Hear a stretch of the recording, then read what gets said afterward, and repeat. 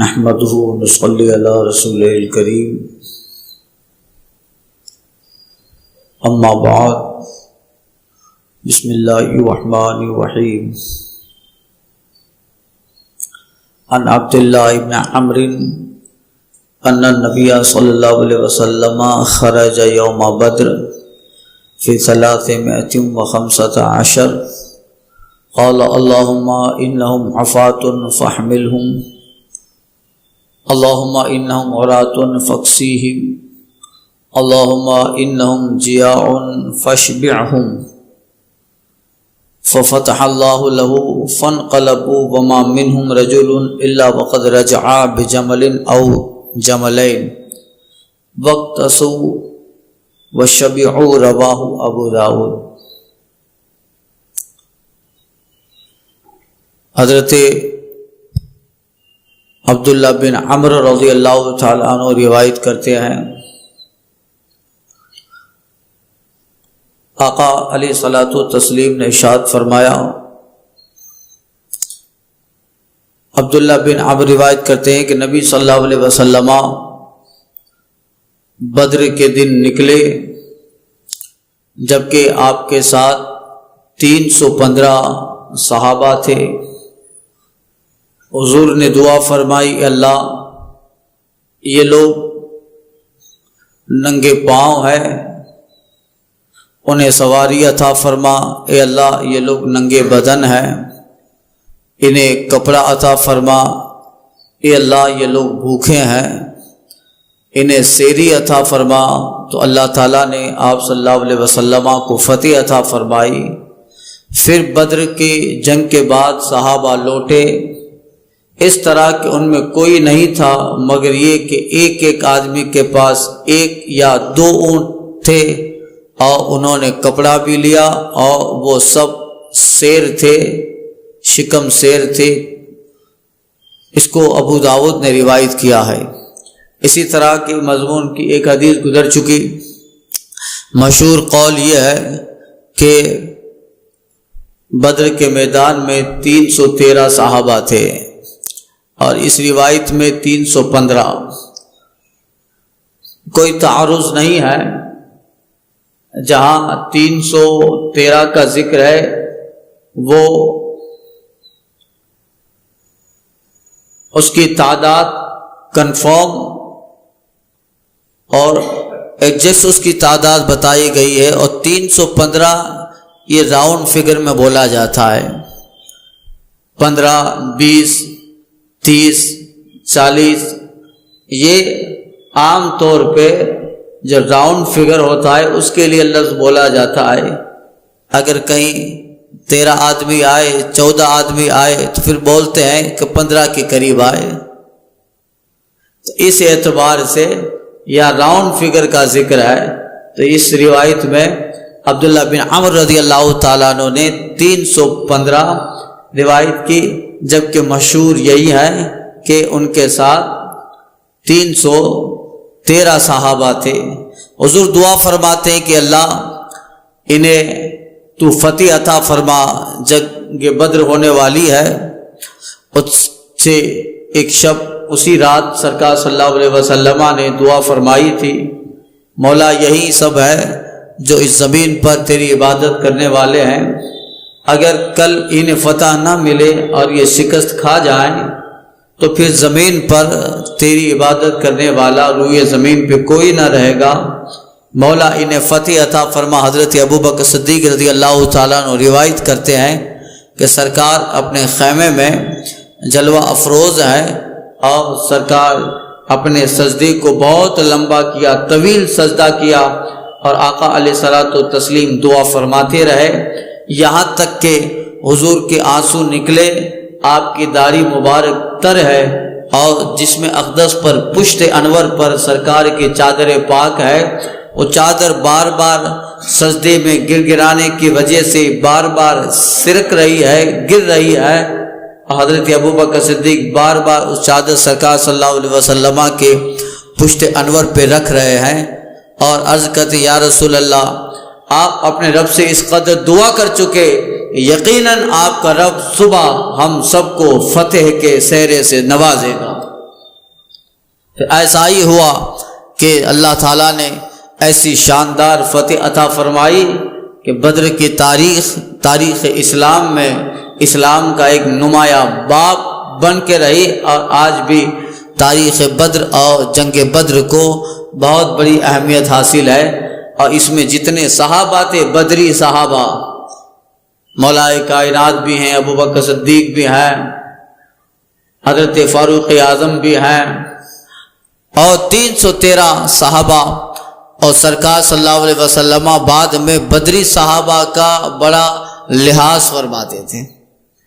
اگر محفل میں چند صحابہ بیٹھے ہوتے اور ان میں کوئی بدری صحابی آ جاتا تو سرکار اسے سب سے آگے بٹھاتے، یعنی بدری صحابہ کی سرکار صلی اللہ علیہ وسلم بہت قدر فرماتے، لحاظ فرماتے کہ اسلام کی پہلی جنگ تھی، ساز و سامان نہیں، ہتھیار نہیں، کچھ نہیں، مگر ان لوگوں نے اپنے جان کی بازی اسلام کے لیے لگا دی اور ان کے سامنے میدان بدر میں نکلے، کمر کس لی۔ اس لیے اللہ نے فتح عطا فرمائی۔ تو انہی سارے مناسبت اور وجہ سے سرکار صلی اللہ علیہ وسلم بدر کے صحابہ، بدری صحابہ کا بڑا لحاظ کرتے تھے۔ یہ چونکہ حال ایسا تھا کہ آدمی کو اپنی جان پیاری ہوتی ہے اور سوچتا ہے کہ جب تعداد بھی کم ہے، سامان بھی نہیں ہے، تو اب شکست تو یقینی ہے، مگر یہ سرکار صلی اللہ علیہ وسلم کے ایسے دیوانے تھے کہ جب بدر کے لیے، جبکہ جنگ بدر ایسا نہیں کہ ارادے سے نکلے تھے، جنگ بدر کے تعلق سے میں عرض کر چکا ہوں، ارادہ نہیں تھا جنگ کرنے کا، بس خبر ملی تھی کہ ابو سفیان جو ہے وہ ملک شام گئے تھے تجارت کرنے، اور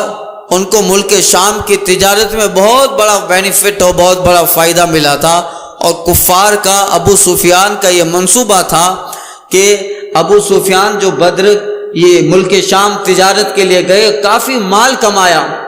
ارادہ یہ تھا کہ یہ سارا مال اسلام اور مسلمانوں کے خلاف صرف کرنا ہے۔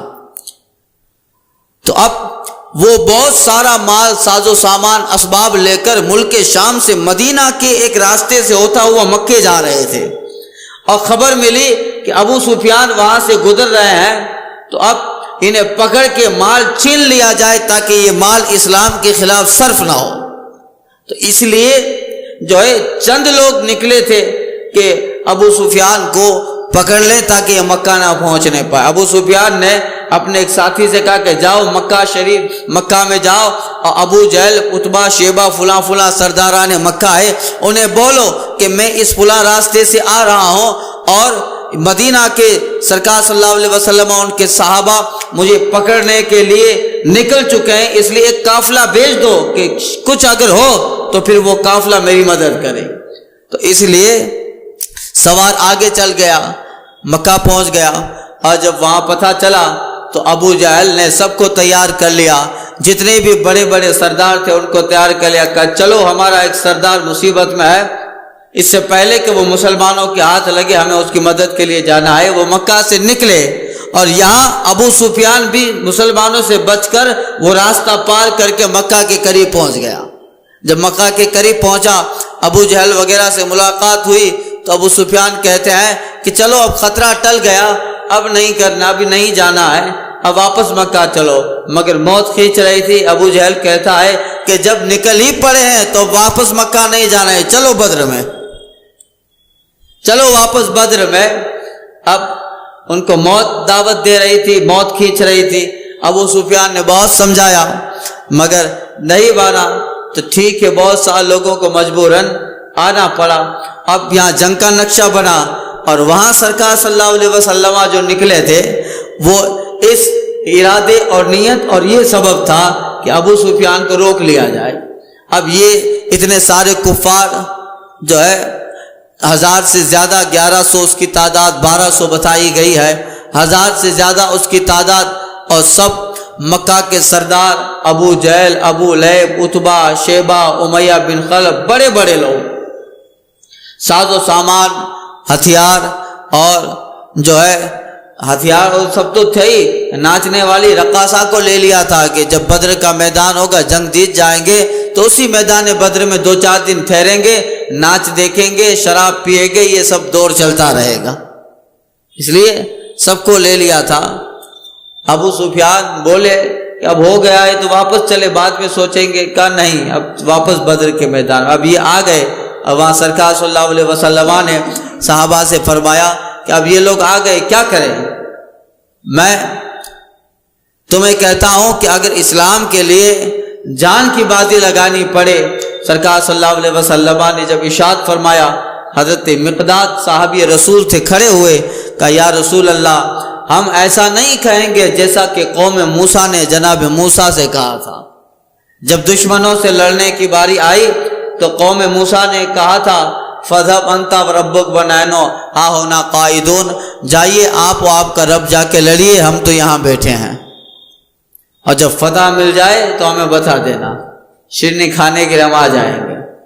ہم ایسا نہیں کہیں گے جیسا موسیٰ علیہ السلام سے ان کی قوم نے کہا تھا، حضور ہم تو آپ کے آگے سے لڑیں گے، آپ کے پیچھے سے لڑیں گے، آپ کے دائیں سے آپ کے بائیں سے لڑیں گے، یا رسول اللہ آپ کا حکم ہو تو فاند جائیں سمندر میں جہاں کو غرق کر دے نعرہ اللہ اکبر میں، حضور آپ اشارہ فرما دے، ہم آپ کے لیے جان کی بازی لگا دیں گے۔ تو پھر یہ مختصر سا ساز و سامان تھا، اور صحابہ میدان بدر میں پہنچے۔ اب حضور نے سب کو ان کی فیلڈ سمجھا دی، علی یہاں کھڑے رہیں گے، مقداد یہاں کھڑے رہیں گے، عمر یہاں کھڑے رہیں گے، فلاں بن فلاں یہاں کھڑے رہیں گے، اور سرکار اسی شب میں دعا کرنے لگے، مولا یہ سامان تو نہیں ہے، اسباب نہیں ہے، چند لوگوں کے پاس تلواریں تھی، باقی لوگ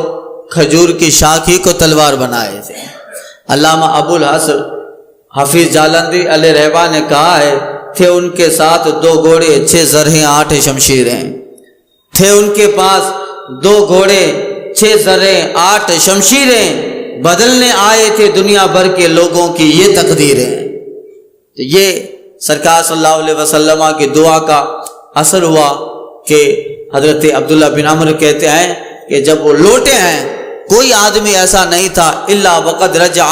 بجمل او جملین، مگر یہ کہ ایک آدمی کے پاس یا تو ایک اونٹ تھا، ایک اونٹ یا 2 اونٹ تھے، اور ان کے جسم پہ کپڑا بھی تھا، یعنی کپڑا بھی ملا تھا، وہ شبیو، اور سب کو اللہ تعالیٰ نے سیری بھی عطا فرما ڈالی تھی۔ یہ سرکار کی دعا کا اثر ہوا، اور کیوں نہ ہوتا۔ اعلیٰ حضرت فرماتے ہیں اجابت نے جھک کر گلے سے لگایا، اجابت نے جھک کر گلے سے لگایا، بڑی ناز سے سب دعائے محمد۔ جب حضور دعا فرما دے تو اجابت سے ٹکرانا ہی ہے۔ تو سرکار صلی اللہ علیہ وسلم کی دعا ایسی رنگ لائی کہ صبح جب نقارہ جنگ بجا اور جنگ شروع ہوئی تو اللہ تعالیٰ نے مسلمانوں کو فتح دی۔ 70 کافر غالباً بڑے بڑے جو سردار تھے، ابو جہل، ابو لہب، عتبہ، شیبہ، امیہ بن خلف، یہ بڑے بڑے رئیس طاقتور مالدار 70 سردار مارے گئے، اور اتنے ہی 70 لوگ قیدی ہو گئے، قید کر لیا گیا ان کو۔ تو یہ حضور کی دعا رنگ لائی۔ تو چونکہ یہ معجزات کا باب ہے، معجزات کا بیان ہے، اس لیے سرکار صلی اللہ علیہ وسلم کا یہ دعا بھی ایک معجزہ ہے، اس وجہ سے اس باب میں اس کو ذکر کیا۔ ان جابر ان یہودیۃ من اہل خیبر سمت شاتن مصلیۃ ثم اہدتها لرسول اللہ صلی اللہ علیہ وسلم فاخذ رسول اللہ صلی اللہ علیہ وسلم الذرع فاکل منها واکل رہط من اصحابہ معه فقال رسول اللہ صلی اللہ علیہ وسلم ارفعوا ایدیکم وارسل الى اليهودیہ فدعاها فقال سممت هذه الشاه قالت من اخبرك قال اخبرتني هذه في يدي للذراع قالت نعم قلت ان كان نبيا فلن تضره وان لم يكن نبيا استرحنا منه فعفى عنها رسول الله صلى الله عليه وسلم ولم يعاقبها وتوفي اصحاب الذين اكلوا من الشاه واحتج مع رسول الله صلى الله عليه وسلم على كاهله من اجل الذي اكل من الشاه حجمه ابو هند بالقرن والشفرة وهو مولى لبني بيضاء من الانصار، رواہ ابو داود و دارمی۔ یہ روایت حضرت جابر رضی اللہ تعالی عنہ سے ہے. وہ کہتے ہیں کہ خیبر کی ایک یہودیہ عورت نے سرکار صلی اللہ علیہ وسلم کے لیے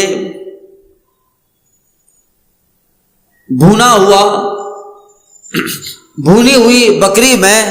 زہر ملا دیا. دعوت کی تھی، بھونی ہوئی بکری میں اس کے گوشت میں ایک خیبر کی یہودیہ عورت نے زہر ملا دیا. اس کا نام زینب بنت حارث تھا، اور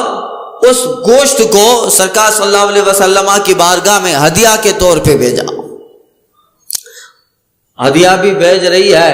اور اس میں زہر ملایا ہے. بھونی ہوئی بکری تھی، اس کی ران کا حصہ تھا. فاخذ سرکار صلی اللہ علیہ وسلم نے اس بکری کا جو گوشت اس نے بھیجا تھا، سرکار صلی اللہ علیہ وسلم نے اس کی دستی میں سے کھایا. اس کے بازو میں سے سرکار صلی اللہ علیہ وسلم نے تناول فرمایا. وہ اکل منہا، اور سرکار صلی اللہ علیہ وسلم راحتم من اصحاب ماؤ، اور حضور کے ساتھ حضور کے صحابہ نے بھی اس میں سے کچھ گوشت تناول فرمایا. دعوت یعنی ہدیہ بھیجا تھا حضور کی بارگاہ میں، اس میں گوشت ملایا تھا. آقا علیہ الصلوۃ والتسلیم ایک لقمہ کھائے اور صحابہ تھوڑا بہت کھا چکے. حضور فرماتے ارفعوا ایدیکم، اے صحابہ اس گوشت سے اپنے ہاتھ ہٹا لو، اپنے ہاتھ اس گوشت سے ہٹا لو. اور حضور نے اس یہودیہ کے پاس ایک آدمی کو بھیجا، فدعاہا، اس کو بلایا گیا. آقا فرماتے سممت ہذی شاہ، تو نے اس جو ہے گوشت میں زہر ملایا ہے، اس گوشت میں تو نے زہر ملایا ہے. قالت، وہ اور یہودیہ کہتی ہے من اخبرک، آپ کو کس نے کہا کہ اس میں زہر ہے؟ حضور فرماتے ہیں اخبرتنی ہذی فی ید الذرا، یہ جو میرے ہاتھ میں اس کے گوشت کی دستی کا جو حصہ ہے، اس گوشت نے مجھے بتایا کہ مجھ میں زہر ہے، اس گوشت نے مجھے بتایا کہ مجھے میں زہر ہے. قالت، وہ یہودیہ کہتی ہاں زہر تو دیا تھا میں نے. زینب بنت حارث، اس نے کہا کہ میں نے زہر تو دیا تھا. کیوں؟ وہ کہتی ہے اس لیے کہ ان کانا نبیا لن تضرہ، اگر آپ واقعی میں نبی ہیں تو زہر آپ پہ اثر نہیں کرے گا. اگر آپ واقعی میں نبی ہیں تو آپ پر زہر اثر نہیں کرے گا. وَإِن لَمْ يَكُنْ نَبِيٌّ اسْتَرَانٌ مِّنْهُ، اگر آپ نبی نہیں ہیں تو پھر آپ سے ہم لوگ راحت پا جائیں گے، کیونکہ نبی نہیں ہے تو زہر کا اثر آپ کو ہوگا، آپ جو ہے وفات پا جائیں گے. اس طرح نہ منو، تو پھر ہم لوگ آپ سے راحت پا جائیں گے، آپ سے چھٹکارا مل جائے گا. فعفا عنہا، سرکار صلی اللہ علیہ وسلم نے اس عورت کو معاف کر دیا. کہا جا، تو نے جو تیرا کام تھا وہ تو نے کیا، ہمارا کام ہے وہ ہم کرتے ہیں کہ ہماری بارگاہ میں ہمیشہ نوازا جاتا ہے، بخشا جاتا ہے، معاف کیا جاتا ہے. وعفا عنہا، آقا نے معاف فرما دیا. حضرت جابر کہتے ولم یعاقبھا، اور اس سے کوئی بھی سرکار نے سزا کا مطالبہ نہیں کیا. اب اگر چاہتے تو سرکار کسی صحابی کو کہہ دیتے یا اس سے اس حرکت کے تعلق سے خلاف اس کے اوپر کاروائی ہوتی، مگر آقا نے معاف بھی فرمایا اور سزا کا ذکر بھی نہ ہوا. لیکن چند صحابہ نے تو اس میں سے کچھ لقمے کھا لیے تھے، چند صحابہ نے اس میں سے کچھ لقمے کھا لیے تھے. حضرت جابر کہتے وَتُوَفِّيَ أَصْحَابُ الَّذِينَ أَكَلُوا مِنَ الشَّاةِ، جن صحابہ نے کھایا تھا ان میں سے کچھ لوگ وفات پا گئے، یعنی شہید ہو گئے، ان کی شہادت ہو گئی. وَاحْتَجَمَ رسول اللہ صلی اللہ علیہ وسلم عَلَىٰ قَالِ مِنْ أَجْلِ الَّذِي أَكَلَ مِنَ الشَّاةِ، اور سرکار صلی اللہ علیہ وسلم نے جو تناول فرمایا تھا، حضور نے بھی ایک لقمہ سرکار صلی اللہ علیہ وسلم نے ایک یا دو لقمے تناول فرما لیے تھے. تو سرکار صلی اللہ علیہ وسلم نے جو اس بکری کے گوشت میں سے تناول فرمایا تھا، اس کی وجہ سے حضور نے اپنے کندھوں پہ پچنا لگوایا، اپنے کندھوں پر پچنا لگوایا. پچنا یعنی ہجامہ، کپنگ. ابھی جو آپ میں سے بہت سارے حضرات نے کروایا ہوگا، پچنا لگواتے ہیں، یعنی یہ بہت پرانا علاج ہے اور کئی ایک مرض کو دفع کر دیتا ہے. جب کافی لوگ یہ جاب نگر میں کروایا، کافی لوگوں نے حجامہ کروایا، اس کے تعلق سے میں نے ایک مضمون بھی لکھا اس کے فوائد احادیث کی روشنی میں۔ تو چونکہ یہ بہت ساری بیماریوں کو دفع کرتا ہے، یہ علاج بہت پرانا ہے، قدیم علاج ہے، یہ قدیم علاج ہے۔ سرکار صلی اللہ علیہ وسلم کے دنیا میں تشریف لانے سے پہلے، یعنی عرب میں حضور کے آنے سے پہلے کئی سال پہلے یہ علاج رائج ہے، یہ علاج رائج ہے۔ وہ کیا ہوتا ہے کہ اس کے کئی ایک طریقے آتے ہیں۔ یہاں پر جو ارشاد فرمایا گیا ہے کہ سرکار صلی اللہ علیہ وسلم نے اپنے کاندھے شریف پر پچنا لگوایا، یعنی حجامہ کروایا، اور ان میں سے کھانے والوں میں سے ایک آدمی صحابی تھے ابو ہند، کہتے ہیں جب ابو ہند نے بالقرن والشفرہ، جو ابو ہند تھے انہوں نے سنگی اور چھری سے پچنا لگوایا، اور یہ کون تھے؟ یہ قبیلہ بیضا کے ایک آدمی کے غلام تھے، ایک آدمی یعنی بیازا انصاری کے وہ غلام تھے ابو ہند۔ تو انہوں نے بھی کھا لیا تھا، تو انہوں نے بھی پچنا لگوایا، حجامہ کروایا۔ تو انہوں نے سنگی اور چھری سے حجامہ کروایا، الگ الگ طریقے آتے تھے۔ سنگی ایک جو ہے یہ ہم جس کو نلی بولتے ہیں، نلی کی طرح، اور آپ نے دیکھا ہوگا ہم لوگ جب حضرت حاجی کرمانی رحمۃ اللہ تعالیٰ علیہ کی بارگاہ میں جاتے ہیں اوکھا بیٹ، تو وہاں زمین پہ کچھ کوڈیاں ہوتی ہیں، کوڈی ایک لمبی ہوتی ہے اور دریا کے کنارے پر پائی جاتی ہے، دریا کے کنارے پر سفید کلر کی گول ہوتی ہے، اس میں سوراخ ہوتا ہے، یعنی جس طرح سینک ہوتا ہے، سینک بجایا جاتا ہے، اس سینک ہی کے آکار کی ایک بہت پتلی جو ہے کوڈی جس کو بولتے ہیں ہم اپنی زبان میں، اس کنارے پہ پائی جاتی ہے، وہ جو ہے سنگی، یا اسی طرح کی کوئی چیز سمجھ لو پتھر سے بنی ہوئی جو لمبی ہو اور نلی کی طرح دکھتی ہو، اور اس میں جو ہے اتنی طاقت ہو کہ اس کو پھونک مارے تو دوسرے پار پھونک پار ہو جائے، یا اگر کسی جسم میں جگہ پہ لگا کے اس کو اندر کھینچے تو پھر آکسیجن اندر کی طرف بھی آئے۔ نلی آپ سمجھ گئے ہوں گے، دماغ میں آپ کو وہ نقشہ آ گیا ہوگا۔ جو حضرت حاجی کرمانی رحمۃ اللہ تعالی علیہ کے بارگاہ میں جاتے تو وہاں اور ریگستانی علاقوں میں یہ دریا کے ہمارا سمندر کا کنارہ ہے، وہاں پہ وہ پڑی رہتی ہیں کنارے پہ کوڈی، تو وہ سنگی اور چھری۔ تو کیا مطلب کہ چھری سے جسم پہ تھوڑا چھید، تھوڑا ہلکا سا چیرا کر دیتے تاکہ چمڑی تھوڑی پھٹ جائے، اور اندر جو فاسد خون ہے اس خون کے نکلنے کے لیے جگہ بن جائے، تو ہلکا سا جو ہے چھری سے تھوڑا سا زخم کر دیتے، پھر اسی میں جو ہے اس سنگی کا منہ رکھتے، جیسے آج کپنگ ہوتا ہے، جیسے آج کرتے ہیں، بڑی ڈبی ہوتی ہے، اس ڈبی کو رکھتے ہیں اور اندر کی طرف اس کو پریس کرتے ہیں، تو وہ چمڑی کو بھی اٹھا لیتی ہے، اور اس کے اندر اتنا پریس، انر پریس، اندر والا پریس اتنا ہوتا ہے کہ چمڑی کو اٹھانے کے ساتھ ساتھ اس چمڑی کے ارد گرد میں جو بھی فاسد ڈرٹی بلڈ لگا ہوا ہے اس کو بھی کھینچ لیتی ہے حجامہ۔ یعنی آپ میں سے اکثر لوگ ابھی کروائے ہیں، ان کو معلوم ہے، مگر اس زمانے میں الگ الگ طریقوں سے کیا جاتا تھا، ایسی آدھونک چیزیں تو تھی نہیں، الگ الگ طریقے تھے۔ آج جو ہے بلڈ سے چیرا مارتے ہیں،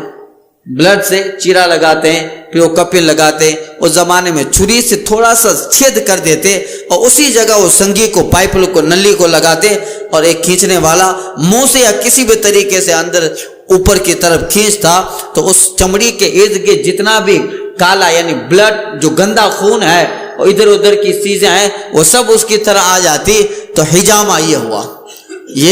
یہ بہت جو ہے قدیم طریقہ رائج تھا عرب میں، اس زمانے میں، عرب نہیں بلکہ اس زمانے میں پوری دنیا میں یہ طریقہ رائج تھا، اور اس سے بہت ساری بیماریاں ختم ہو جاتی تھی۔ طریقہ وہ ہے حضور نے بتایا، سرکار نے اس کو عمل میں لائے، صحابہ نے حجامہ کروایا، مگر آج جدید سائنس جب اس پہ تحقیق کر رہی ہے، اس کا علاج کس طرح کرنا، کس طرح سے پھر کرنے کے بعد اندر سے گندا خون باہر آ جاتا ہے، آج جب فلسفہ، آج میڈیکل سائنس، آج کے طبیب لوگ جب اس پہ سرچ کر رہے ہیں تو وہ یہ بات پہ اس نتیجے پر پہنچے ہیں کہ واقعی میں اگر اس کو کروایا جائے جسم کے بعض حصوں میں، جیسے پاؤں میں، پیٹھ میں اور کندھے کے بالکل نیچے کی طرف اور کبھی کبھی سر میں، تو جسم میں جو ہے بہت گندا خون اس سے نکل جاتا ہے، جس کی وجہ سے جسم کے اندر آدمی ایک بہت اچھا ریلیکس محسوس کرتا ہے، پھرتی محسوس کرتا ہے۔ گندگی کے نکل جانے کی وجہ سے جسم ہلکا بھی ہو جاتا ہے، اور ان گندہ خون کی وجہ سے کتنی ساری بیماریاں آنے کا چانس تھا، حجامہ سے وہ سارا چانس ختم ہو جاتا ہے۔ یعنی بہت سارا جو ہے اس میں فائدہ ہے۔ ظاہر بات ہے سرکار صلی اللہ علیہ وسلم نے متعدد بات کروایا، صحابہ نے کروایا حجامہ، اور ایک حدیث تو میں نے پڑھی تھی جس میں یہ ہے کہ سرکار صلی اللہ علیہ وسلم جب معراج میں تشریف لے گئے تو آقا علیہ الصلوۃ والتسلیم کو رب نے فرمایا، محبوب اپنی امت کو حجامہ کا حکم دیجئے، اپنی امت کو حجامہ کا حکم دیجئے، آپ کی امت حجامہ کروائے۔ اور ایک حدیث پاک میں آیا ہے کہ سرکار صلی اللہ علیہ وسلم کے سامنے چند علاج رکھے گئے، محبوب چاہے تو اس طریقے سے علاج کیے۔ اس زمانے میں ایرانی یونانی لوگ کیسے علاج کرتے تھے؟ جس طرح حجامہ رائج تھا، یعنی یہ کپنگ کرواتے تھے، اسی طرح کچھ الگ تھے۔ کچھ لوگ کیا ہے کہ آگ سے بھی علاج کرتے تھے، آگ جلائی جاتی اور آگ کا کچھ حصہ چمڑی میں لگایا جاتا، اس کو جلایا جاتا، اور پھر اسی جلائے ہوئے حصے سے جو ہے گویا کہ دروازہ کھولا جاتا اور اندر سے ساری چیزیں باہر نکالی جاتی، غلط خون اور اس طرح کے جو بھی چیزیں ہوتی، اور بھی سارے طریقے تھے۔ معراج میں سرکار صلی اللہ علیہ وسلم گئے، آقا فرماتے ہیں میرے سامنے چند علاج رکھے گئے امت کے لیے، چاہے تو امت کے لیے یہ علاج پسند فرمائیں، امت کے لیے وہ علاج پسند فرمائیں، چاہے یہ علاج پسند فرمائے۔ آقا فرماتے میں نے امت کے لیے حجامہ کو پسند فرما لیا کہ یہ آسان بھی ہے، زیادہ تکلیف دہ بھی نہیں ہے، اور دوسرے علاجوں کے بنسبت اس میں فائدہ بھی بہت زیادہ ہے۔ یہ حجامہ تو چونکہ اس وجہ سے کہ سرکار صلی اللہ علیہ وسلم کو زہر کا اثر ہوا تھا۔ اب یہاں محدثین ایک بات کہتے ہیں کہ سرکار صلی اللہ علیہ وسلم کو اس گوشت نے بعد میں بتایا، ارے جب سرکار لقمہ لے رہے تھے اسی وقت گوشت بتا دیتا، وہ بکری کی دستی کا حصہ جو بتایا تھا کہ حضور مجھ میں زہر ہے وہ پہلے ہی بتا دیتا۔ راوی فرماتے، محدثین فرماتے ہیں اس لیے کہ زہر سے اگر موت آئے تو بھی شہادت کا مقام و منصب ملتا ہے، شہادت کا مقام ملتا ہے۔ تو مرضی یہ تھی کہ سرکار کے ساتھ جن صحابہ نے یہ گوشت تناول فرمایا، رضائے الہی مرضی مولا یہی تھی کہ محبوب اس گوشت کا اثر ان آپ کے جانثاروں کے جسموں پہ بھی ہو تاکہ انہیں شہادت کا مقام ملے۔ اور پھر حضور کا جب آخری وقت آیا تو راویوں نے لکھا ہے، محدثین نے لکھا ہے کہ وہی اثر جو اس یہودیہ عورت نے گوشت میں زہر ملایا تھا، وہی اثر سرکار صلی اللہ علیہ وسلم کو آخری عمر شریف میں زہر کا اثر اود کر آیا، جیسے ابو بکر صدیق کو سانپ کا زہر موت کے وقت اود کر آیا تھا، جو غار میں سانپ نے کاٹا تھا، اور اسی کا اثر آخر وقت میں حضرت ابو بکر صدیق کو بھی آیا، تاکہ سانپ اور زہر سے جو مرتا ہے شریعت میں اس کو شہید لکھا جاتا ہے، تو یہ مقام شہادت کا بھی ابو بکر و سرکار اور صحابہ کو مل جائے۔ اس وجہ سے جو ہے نہ اس میں ایسی بات نہیں ہے، معجزہ ظاہر کرنا تھا تو ہو ہی گیا، سرکار کو دستی نے بتا ہی دیا، دستی نے بتا ہی دیا کہ حضور مجھ میں زہر ملا ہے۔ اسی لیے اس جو ہے یہودیہ نے کہا اس لیے کہ اگر آپ نبی ہیں تو آپ کو نقصان نہیں دے گا۔ تو یہ سرکار صلی اللہ علیہ وسلم نے پھر یہ گوشت کھایا، اس وجہ سے حجامہ کروایا، کپنگ کروایا۔ آج ہندوستان میں پچھلے 5 سالوں سے یہ طریقہ بہت رائج ہو رہا ہے۔ پہلے بہت سارے لوگوں کو پتہ بھی نہیں تھا حجامہ کیا ہے، کپنگ کیا ہے، پتہ نہیں تھا، مگر پچھلے 5 سالوں سے عام آدمی بھی اس میں انٹرسٹ لینے لگے، اور بہت سارے آپ حضرات میں سے بھی حجامہ کروانا چاہیے۔ سال میں 1-2 مرتبہ، اس سے جسم کی نجاست ختم ہو جاتی ہے، جسم کی گندگی نکل جاتی ہے، اور جہاں تک کتابوں میں طبیب لوگ، اطباء، حکیم لوگ کہتے ہیں بڑھاپے میں یہ پچنا لگوانا بہت کام آتا ہے، سر کا درد اور ہڈیوں میں کیلشیم کم ہو جانا، اور بڑھاپے میں جو پاؤں درد کرتے ہیں اور جسم کے جوڑوں میں جو درد رہتا ہے اس طرح کمر میں درد رہتا ہے. عام عمومی بیماریاں جو سب کو لگی رہتی ہے، ان بڑی بڑی بیماریوں سے یہ علاج اور اس عمل کی وجہ سے بندہ محفوظ ہو جاتا ہے. اور کیوں نہ ہو کہ سرکار صلی اللہ علیہ وسلم نے امت کے لیے یہ علاج تجویز فرمایا. جب حضور نے تجویز فرمایا اور خود حضور نے بھی اس کو کیا ہے، حضور نے بھی کیا ہے، سرکار نے بھی وہ علاج کروایا، صحابہ نے علاج کروایا. تو اگر فرصت ملے اور حالات ایسے ہوں کہ کروانا چاہیے تو پھر یقیناً اس حجامہ یعنی کپنگ کروانا چاہیے. اس سے جسم سے بہت ساری بیماریاں دفع ہو جاتی ہے. الفاتحہ.